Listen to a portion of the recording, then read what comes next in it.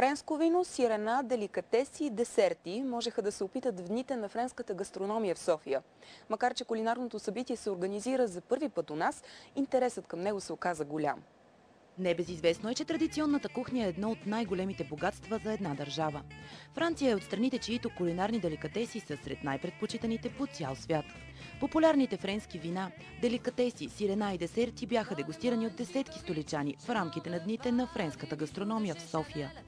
Организаторите назовават събитието като празника на френската кухня, в който се включиха всички вносители на френски храни у нас. Като се мине през огромните видове сирена, деликатеси, колбаси, традиционните шунки, които идват от региона на Байон, например в югозападна Франция, и също така кулинарни ателиета на френските ресторанти, които са в София, на които пък се подготвят типични френски ястия, които се опитват на място. Интересът към френската кулинарна инициатива се оказа голям. Макар и малко по-скъпи, автентичните продукти се купуваха мигновенно. Била съм във Франция и много харесвам френската кухня, особено сладкишите наистина са уникални. Франция е известна с кулинарните си възможности. Минавах и ми стана интересно, влезах и както виждате, взех да се позоровам. Какво си купихте? Микс от шоколадови бомбони.